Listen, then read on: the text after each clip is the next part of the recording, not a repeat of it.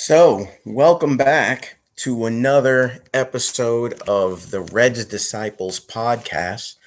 We are a companion podcast that goes with our Facebook group, the Reds Disciples, which you can find on Facebook. And we are a podcast and a group that is by Celtics fans and for Celtics fans.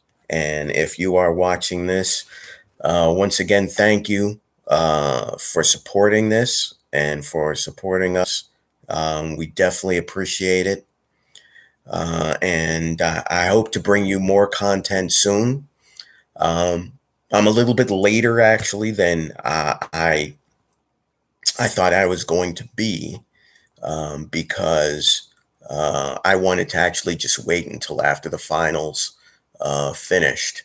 If you remember on the last podcast, I predicted that it would be the Suns in six, and that the Suns would come back and win Game Five after Milwaukee tied it up, and then would go and take Game Six in Milwaukee. I had the first part of that right, obviously, that Milwaukee would tie it back up after going down 0-2, or after going down 2-1. But Milwaukee got it done, and it's a good story. It's a good story for all the reasons that people are talking about today. Um, I, my issues with Giannis in terms of how he's refereed in this league and how no one seems to ever want to call a travel on him ever. Um, but outside that, I mean, he's a good dude. He's a family man. He's always treated the people of Milwaukee great. The young fans, they love him. He loves them. He loves that city.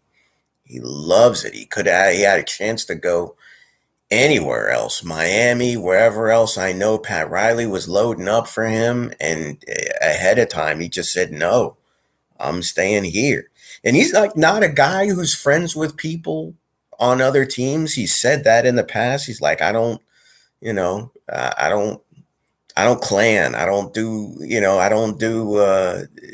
buddy buddy things. I don't play with other guys in the off season. I don't play with other players. And he just like, I just do me. And uh, it's great to see that rewarded in this league.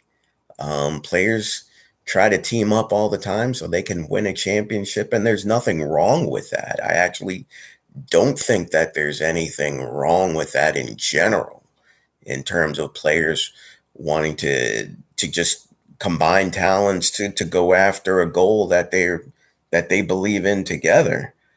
But there is something to be said for what Giannis has done, staying with the team that he was drafted by, and getting them to the promised land. 50 points, 12 rebounds, 5 blocks in game seven. It's just a monster, man. And no one seems to be able to stop that spin.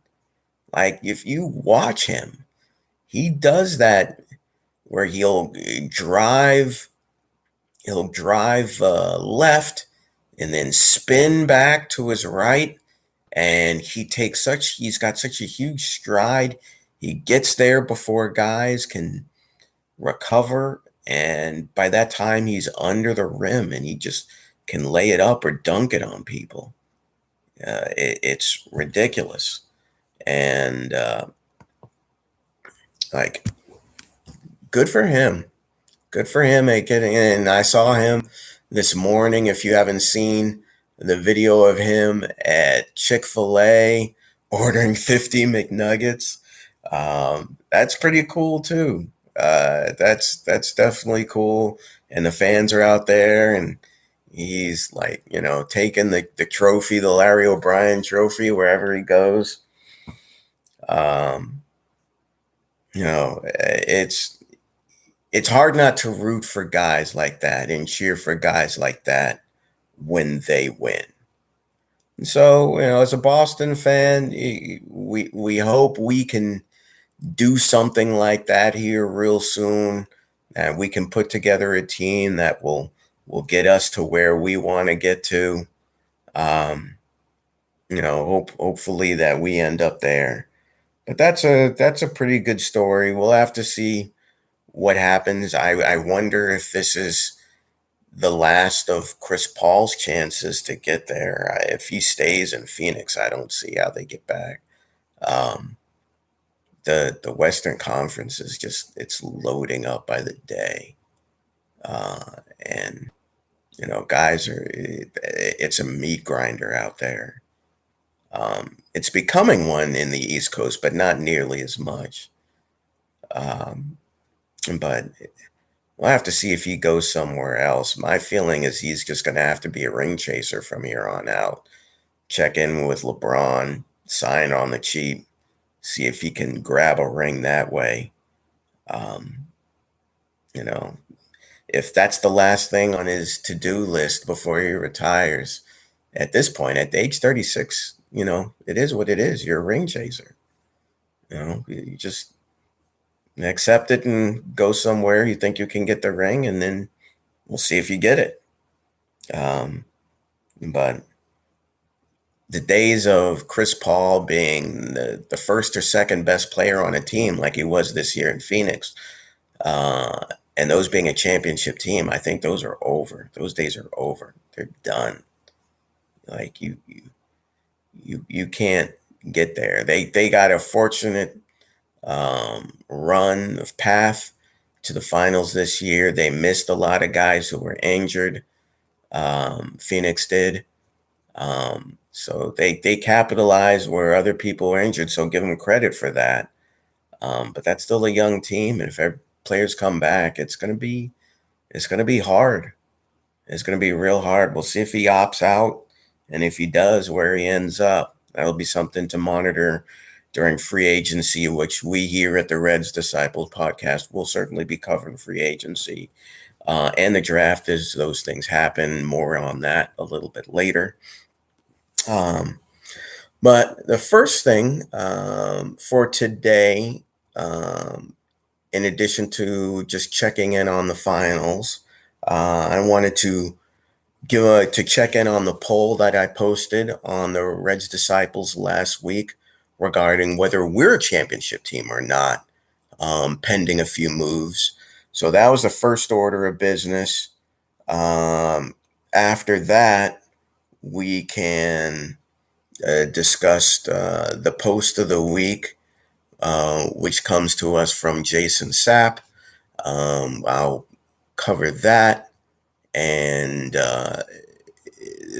how that kind of dovetails into all this whole conversation into this off season and where we're headed, and kind of um, hopefully preview what we'll do next, and those type of things.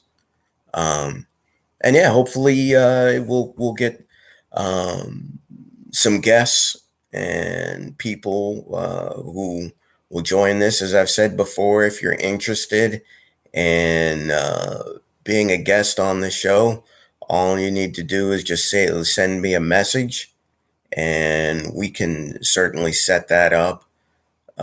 So I'll have someone to bounce ideas off of and argue with or agree with, and contribute to the overall discourse. That's what we're about here, is civil educated discourse on the Boston Celtics. That's what we're promoting here. That's what we bring.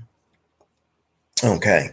So the poll that I posted, and I'll just kind of go back to that, was, is this a team with a starting five of Marcus Smart, a re-signed Evan Fournier, Fornhub, as I like to call him, JB, JT, Time Lord, with Al, and I guess the two rookies and maybe a veteran player of your choosing. Is that good enough to beat a good Philly team? Is that good enough to beat this Milwaukee team that just won this year? And what is their ceiling? So we got 17 votes on that. 13 of them said no. And for a variety of reasons.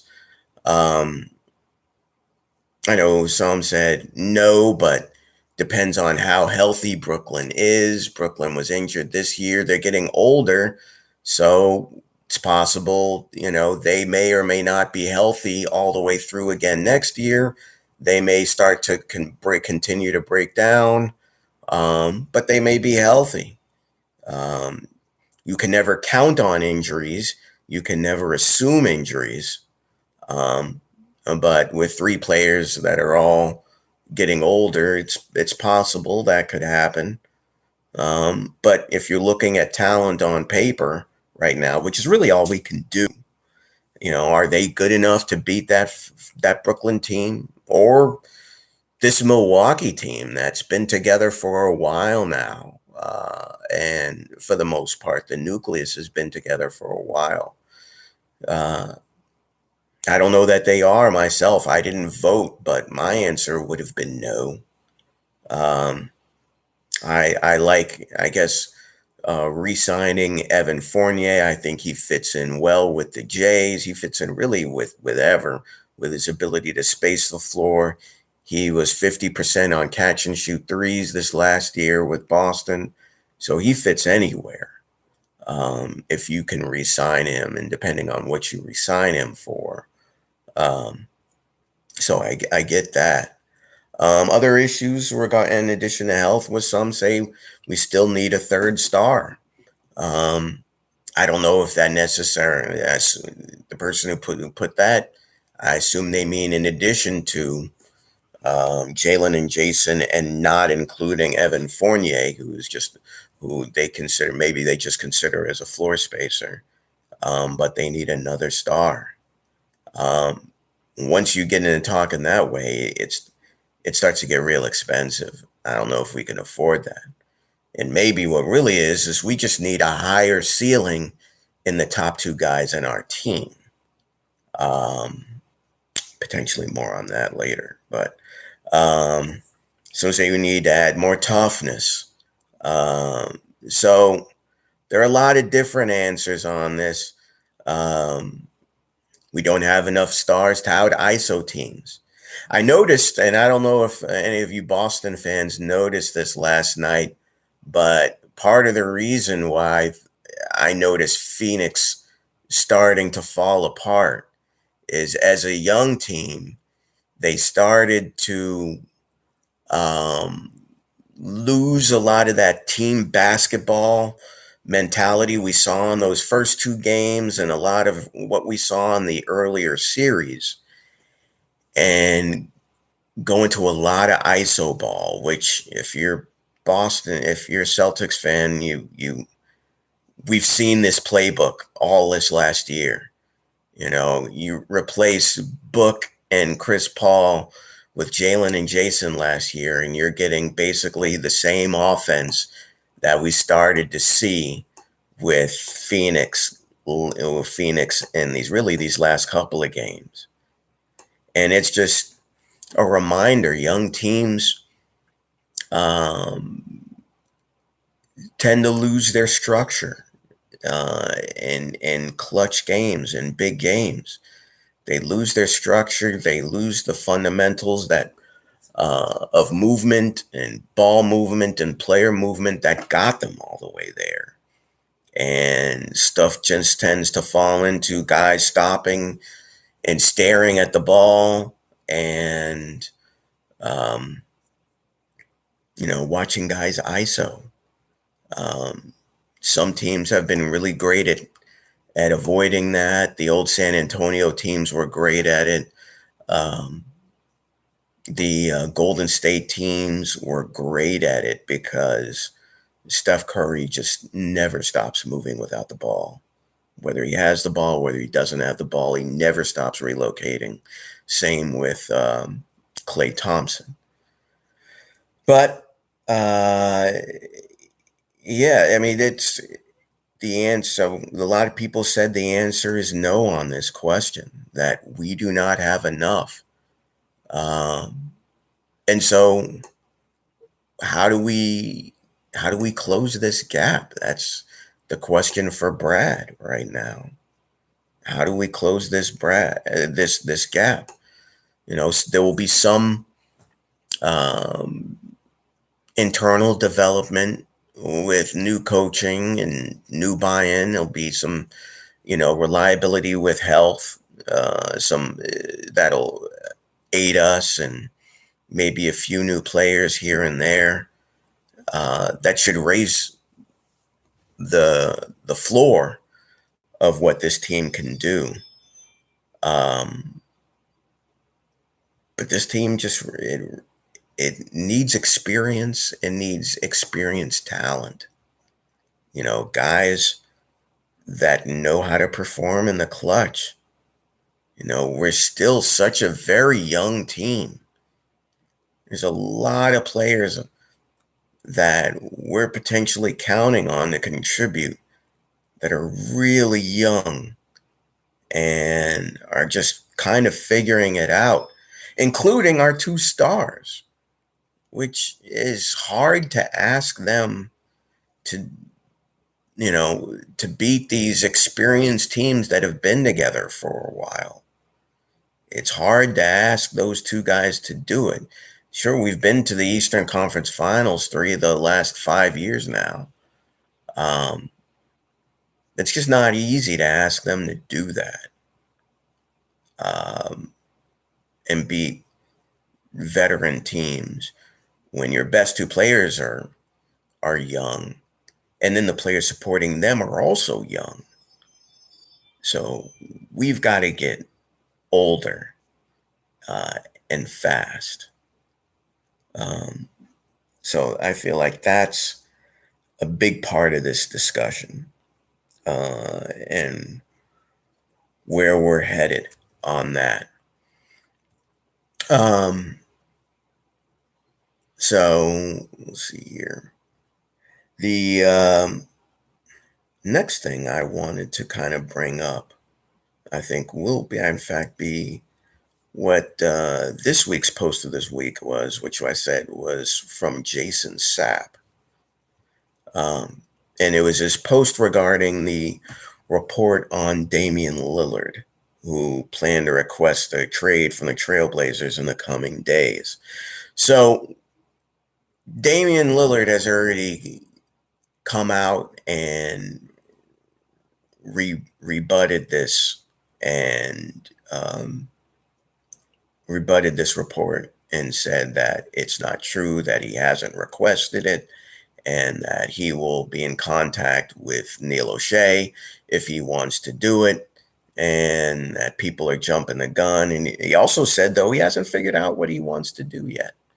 Obviously, he is over in Tokyo, or headed over to Tokyo with the Olympics, and to see what he wants to do. But I feel like most people are starting to get that it's going to be only a matter of time before he does, in fact, request out. Like that this is coming, which is strange because he's got 3+1 left on his contract, three full years plus a team option. Plus a player option, that he can opt out of if he wants. And so it would seem that he's locked in. But this is just the new NBA, and why this is such an important reminder for Celtics fans is that he's got 3+1 left on his deal, and there is talk that he might decide he wants out, that there is murmurings of that. Which means if you're a team, you really are pressed to put your best foot forward, to put your team in a position to win. As soon as you believe you've got a horse or horses to do it, to surround them with the best talent. And so for a guy like Tatum, who you've just signed, you've got a window. You just because he's young does not guarantee that he will sign the deal after this to stay here. Same with Jalen, you know. But his youth doesn't mean that he will stay forever. Now, Damian Lillard did choose to sign the contract after his first extension. He did sign his second extension. But we're not long into a second extension, and we're already, we're talking about he may be out. He might be out. All we've done by re-signing Tatum is bide us time to put the kind of players around Tatum that allow him to get to the finals and hopefully win. That's how we really have to look at this. We've bought ourselves maybe another 3 years to really try and put the players around Jason Tatum that allow us to win. That's how I feel like we should be looking at that. Maybe you feel different. Maybe you're someone who's like, I don't see any reason why he wouldn't sign the contract after this one, so on and so forth. We don't know what's going to happen. We don't know what will happen. So I feel like this post that Jason posted regarding this report was important for that reason, but also, in our room, obviously, and Red's Disciples, we talked about whether or not Damian Lillard made sense for Boston, because naturally that's where these conversations are going to inevitably end up somewhere sooner or later. And what would you give for a player like Damian Lillard? Taking into account, one, he's 31. Two, he's gotten out of the first round really only one time. He went to the Western Conference Finals, I think, a couple of years ago. And he'll be 35 roughly by the end of this contract. How much more does he have in the tank? That's another question. I already said what do you have to give up to get him? Is it going to be cost prohibitive? And what kind of team do you get to build around him after you've made that trade? So my thought is this, and I'll even rope Bradley Beal into this a little bit just by extension due to the conversations we've had about him lately. If Damian Lillard is available, if he chooses to say at some point, you know what, this is not working, I want out. That I don't think he has a ton of leverage today, but once the season begins, I think you'll start to see the leverage start to turn in Damian Lillard's favor. I would be interested in acquiring him. He is a top 10 player in the league, arguably. And this is a league where top end talent wins. We've just seen it. We've just seen what Giannis can do.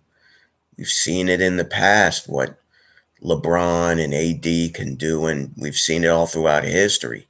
Top end talent, the more top end talent you have, the better it is. Now, it doesn't always 100% work that way. We've seen circumstances where it doesn't. If you build a deep team, maybe you can compete and get lucky and do all those sorts of things, get a few lucky bounces. That's what Phoenix did. That's what Phoenix had happen. They played hard on D. They hustled their ass off. They had a good bench, and they caught some breaks along the way to get to the finals. But in clutch games, in playoff games, you want closers. You want all the closers you can possibly get. And Damian Lillard's a closer. Despite his record of not getting out, I'm not going to buy that that's all on him. Um, you guy goes for 55 points and 10 assists, and they still lose that game in the playoffs against Denver.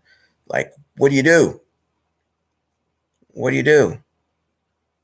Like, uh, and I'm not like I don't think that his defense is prohibitive at all in terms of he's scoring 45 and giving up 45. He's not like that's not happening.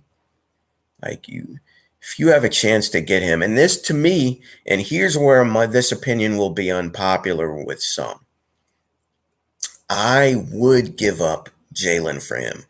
Jalen, this is the only player who would be available. Like I wouldn't do it for Bradley Beal, in other words, and that's where that part comes in. I wouldn't give up Jalen for Bradley Beal. I don't put Beal on that level. I feel like Jalen is closer to Beal, where he is, even though Beal is still better. He's still a better ball handler and passer. But there's closer. But Dame is next level, man. 6-time All NBA. Um, was first or second team the last 4 years, and 5 out of the last 6. Only one he missed was when he got injured. And I don't believe that he is dropping off anytime soon.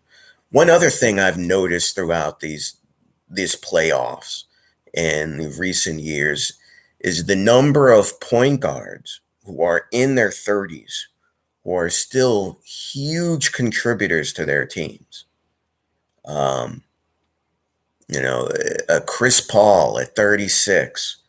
Kyle Lowry is about to make like, I don't know, he's probably going to get a max deal or close to it from some team, and he's 35.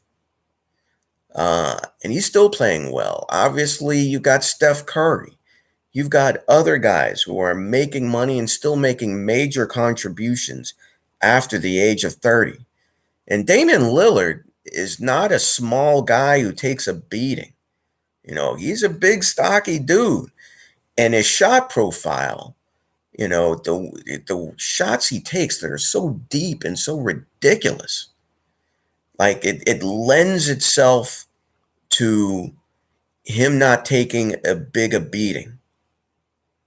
And I just think with his talent, not just the talent, but his ability to pass, the gravity he draws, you add that to the gravity of Jason Tatum, and the other 3 players around them are made so much better by that. Like, here's how to break it down. Imagine this: you trade, and I'll just throw out what I think would be an potential initial offer, or an offer like an offer that you know might get the ball rolling. Jalen, um, Thompson, and Romeo Langford, and probably a couple of first round picks, something like that. Obviously, again, Damien would have to ask out. He has not done that yet. But if he did, this might be an offer um, that Portland would have to consider. And Jalen would be immediately one of the best young assets they could get in return for Damian Lillard. The Golden State could also make a pretty good offer too. I think their offer might even be a little bit better if they did. But getting the best young asset uh, that might be available in trade, and I include Ben Simmons in that. I don't think Ben Simmons is better than Jalen. Sorry, I don't. Um, but to get in, that would be something that they could consider. And here's the reason why I'm willing to include Jalen, at least from a Celtic standpoint. How do you defend a pick and pop featuring Damian Lillard and Jason Tatum? How do you defend that? If Tatum comes and sets a screen for Damian Lillard, how does a defense deal with that? Damian Lillard has unlimited range. His ability to pull up from anywhere would require defenses to show on him so hard. And the gravity he draws, if you have to switch on him, he gets to take a bigger guy one-on-one, whether it's pull from three or drive. If they try to double him, you're leaving Jason Tatum open to maneuver now with a running head start and choices. If you double off, let's say you do that, and hopefully you have like Evan Fournier and you have Al Horford and Marcus Smart back. You know, you're leaving potentially one of those guys wide open. Wide open looks all day. Like when you're in the playoffs and you have to defend that option, like to me, that's what closing in the playoffs is all about, is having those closers, obviously continuing to move the ball and cut and do those things. But when it comes to winning time, having two closers like that can make a play one-on-one, can draw a tremendous amount of gravity. And by gravity, I mean draw double teams, double or triple teams, or just bring guys to focus on them and create open plays. Like those two guys, as willing passers as they are, I feel like that would be like ridiculously good for Boston if they could do something like that. And so that's kind of why I feel like that Damian Lillard would be worth Jalen. Having said that, obviously Damian Lillard says he expects to be in Portland this year. I think he starts the year there, but I think if Portland kind of scuffles a little bit to start the first half of the year, and I think they might, then I think those rumblings for him asking out start to get louder and louder until they eventually do. And then O'Shea's got decisions to make. But I feel like for Brad, making a move like that would be such a big boy move. You know, such a great way to tell your best player and say, you know what, I believe in you. I believe in you so much. I'm not afraid to make the big boy move, to make the somewhat risky move and not play it safe by just continuing to build along with these two young guys for however long, and just saying, you know what, I see a great talent and I'm going to go get it. Same thing Danny was going to be willing to do with Anthony Davis. He just didn't get him. Obviously, Davis was a little bit younger, but I still think Damian Lillard he's not going to fall off a cliff next year or the year after that. I think he's still going to be an elite player to the end of this contract, at least those 3 years. And then after that, if you've got him for a good 3 years, like it's like signing Damian Lillard to a 3-year deal. Like, why would you not want to do that? Like, why would you not have that player at an elite level for the next 3 years next to Jason Tatum? Like, that sends a message to all the other ring chasers in the league, all the veteran players, like, oh, Boston's trying to make moves now. Maybe I need to see about trying to join them and seeing if I can be a part of it. and it gives them a much older profile from a roster standpoint, uh, which is what you need. The older teams win. Older teams win titles. Look at the roster of Milwaukee. Older teams win. Young teams don't win. You give them a profile with Damian Lillard at 31 and Evan Fournier at 29 and Al at 35. And maybe if you manage to keep Marcus, if you can't keep Marcus, if they wanted Marcus and you had to swap out, say, um, uh, Thompson and Romeo, then you can trade Thompson and Romeo for another player later, for another veteran. But, you have a veteran there, and then maybe you get a couple of ring chasing veterans on the cheap. And now all of a sudden you've got a roster that looks older and more reliable and more consistent and starts to look like a championship team. The roster starts to gain the profile of what you see in winning rosters. You know, a good amount of experience with some youth sprinkled in here and there. Like that's what you want to surround Jason Tatum with, is experienced players. So, I think that's kind of interesting here.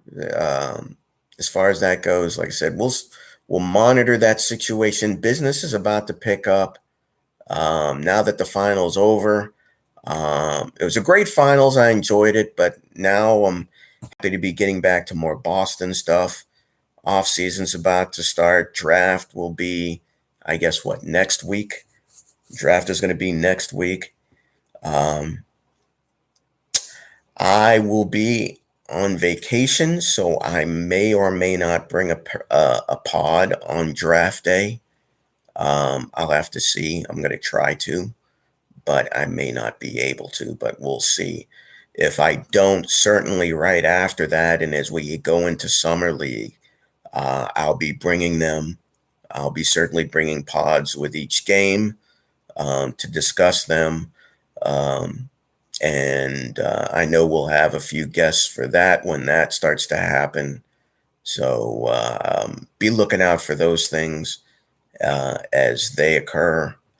I may drop a poll question later today or throughout this week, but it's been such a slow week from a news standpoint. I may not, but either way, we'll have another post of the week, certainly next week for sure. But other than that, that's kind of my thoughts for this week. And hopefully, we'll have some exciting news real soon as we get to the draft and on to summer league and kind of see things pick back up again. So stay tuned. It's about to get good. All right. So take care. Later.